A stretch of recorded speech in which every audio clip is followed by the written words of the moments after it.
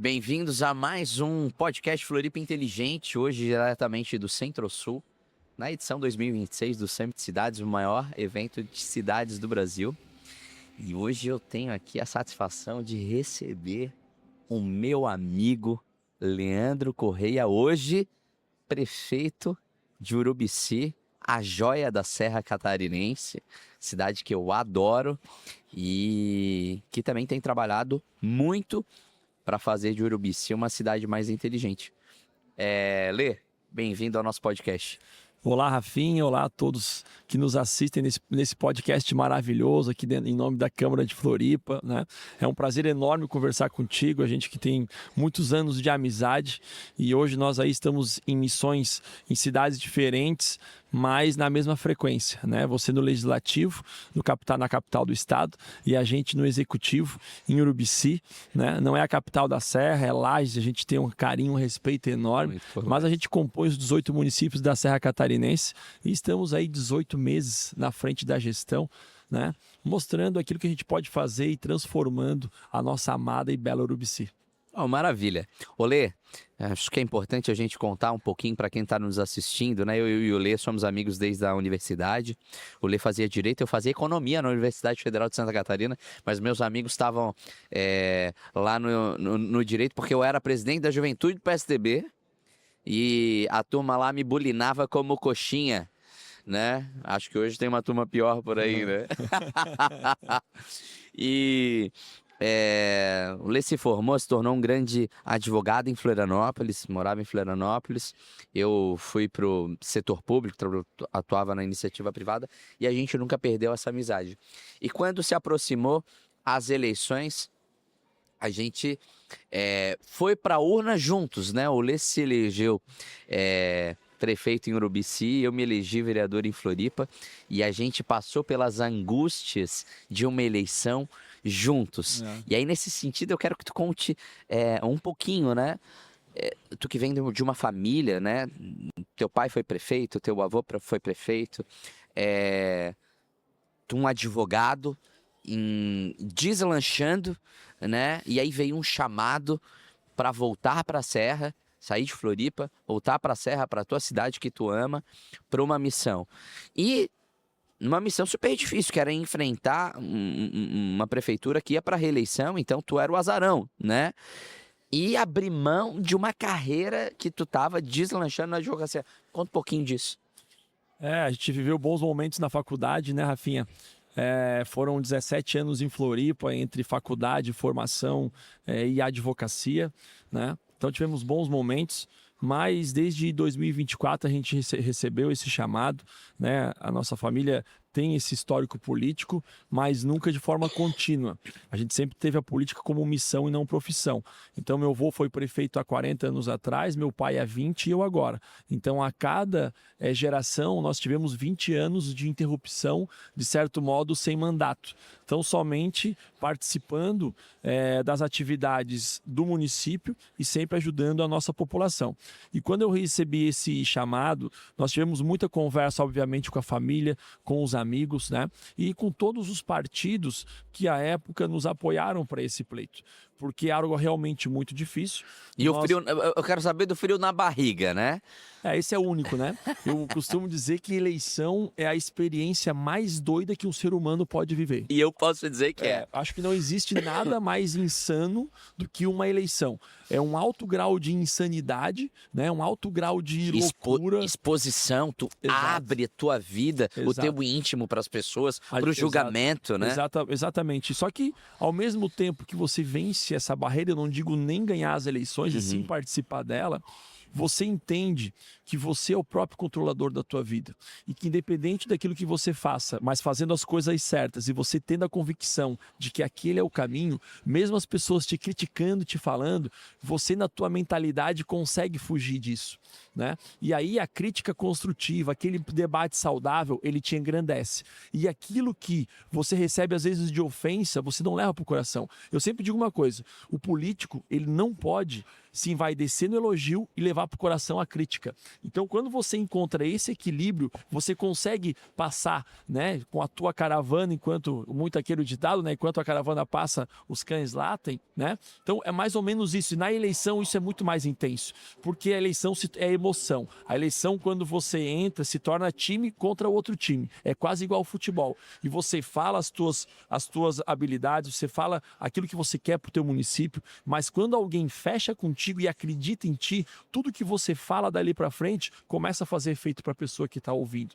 Então, eleição é você convencer alguém que você é a melhor pessoa para ocupar aquele cargo, né? E aí, o dia da eleição e a apuração, meu amigo, é outro grau de intensidade que você... Expectativa, você tem o medo da derrota, você tem a chance da vitória, as urnas vão abrindo aos pouquinhos, né? E a gente sempre teve o costume de ver lá em Urubici, sempre na mesma casa, as eleições que a gente mora hoje, e não foi diferente também em 2024. para seguir a tradição. Para seguir a tradição, e quando vem a vitória é algo realmente também único, né? Uma cidade, parte da cidade comemorando contigo, né? Até gente que não votou em ti tá lá comemorando também. Né? Coisas da política. Coisas da política, né?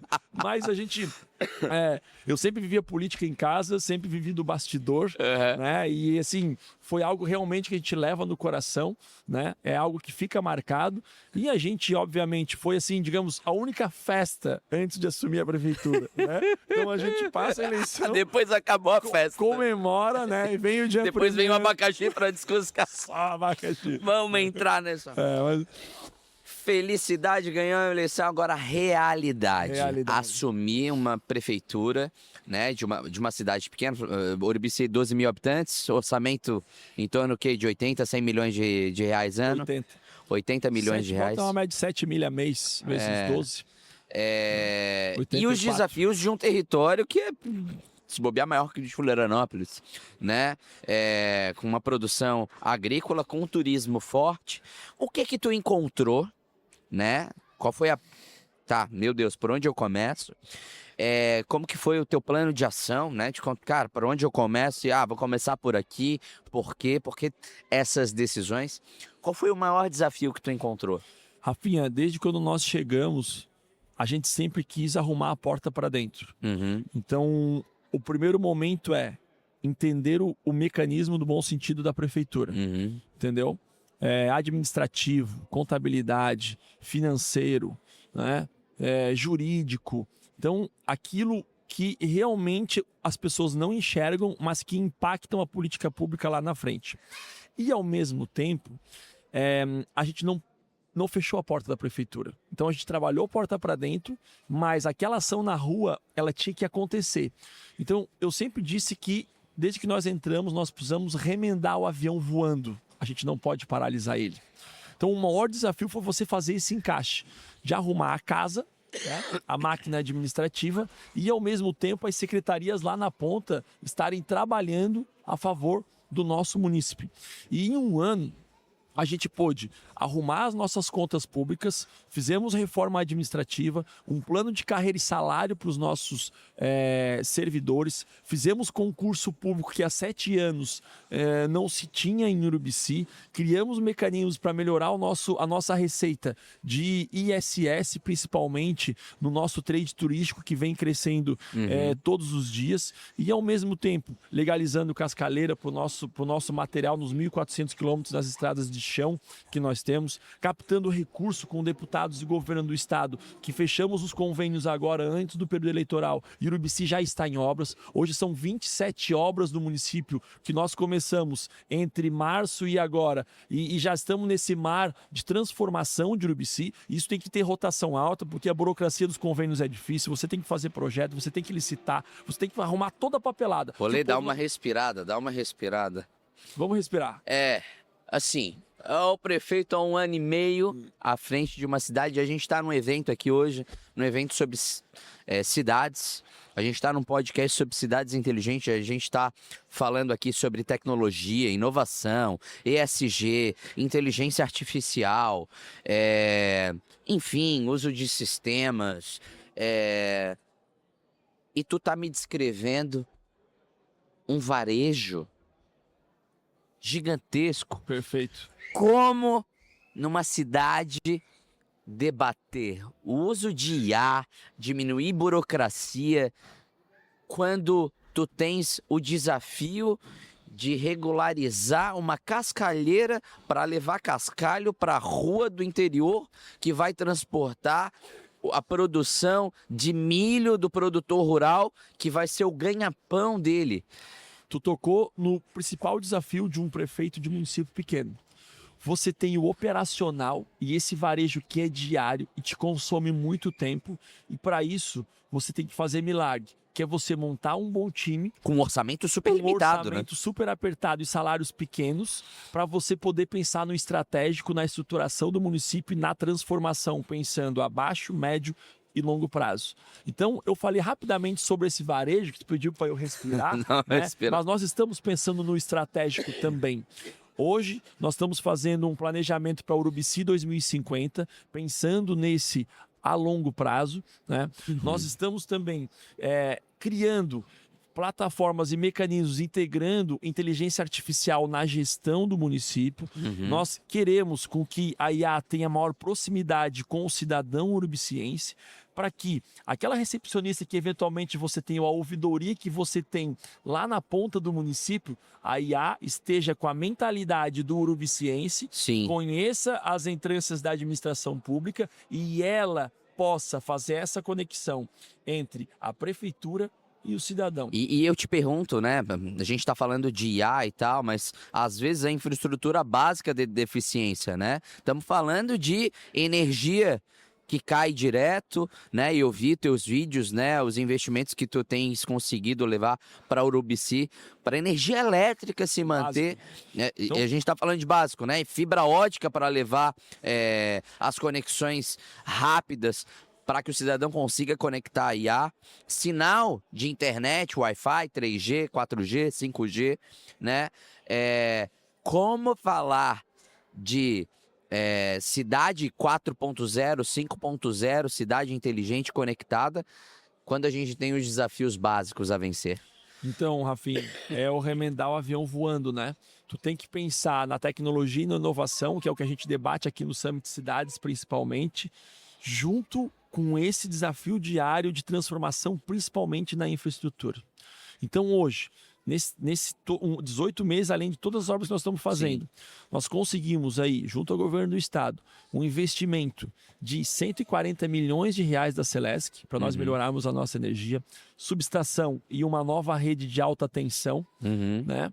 Conseguimos mais 50 milhões de reais com a Casan para fazer a rede de saneamento e com o maior programa de pavimentação da história de Urubici. Nós estamos abrindo as ruas de chão e já passando a rede de saneamento junto com o asfalto, e não fazer o asfalto para depois quebrar e passar a rede por baixo. Retrabalho, né? Retrabalho. Então isso foi algo que eu perdi muito cabeça e investi bastante energia para que isso não acontecesse, né? Nós temos lá a nossa avenida, que é o cartão postal. Nós temos lá algumas dificuldades e desafios, porque foi uma obra que não deu certo. Então nós temos que refazer o que já está feito, né? E sempre mostrando para a população que fazer é mais fácil que refazer. Na administração pública, toda volta é um grande cruzeiro. Você não consegue pivotar 90 graus do dia para a noite. Você tem que ir lá longe, faz a volta e depois ele entra com a velocidade de novo a nível do mar, né? Do mar grosso, que a gente chama assim, oceano afora. Sim. Então, é assim, Rafinha. Você tem o varejo, políticas públicas de saúde, assistência social e educação, que tem que rodar todo dia. É o coração da administração, tem que rodar. Urubici tem 1.003 quilômetros quadrados, né? A nossa atividade primária nasceu na agricultura e hoje a gente está pivotando em grande parte para o turismo. O turismo hoje, ele já tem de faturamento mais ou menos 40% da nossa população vive de turismo. Olha, e isso aumenta todos os dias. E às vezes uns dois. O agricultor também trabalha com turismo, né? O agricultor também é uma fonte nova para ele. Porque antes ele tinha terra só para produção. Mas como ele nasceu ali, se criou a vida inteira ali, ele não sabia que ele morava no lugar mais bonito do mundo. Né? E agora... É justo, eu adoro. Com todas as Depois dos andadores de Lisboa, evidentemente. Né? Pode ser. Sabe o que é você, o dono do podcast? Eu vou deixar você dizer isso. Então somos a segunda. Não, eu adoro Urubici.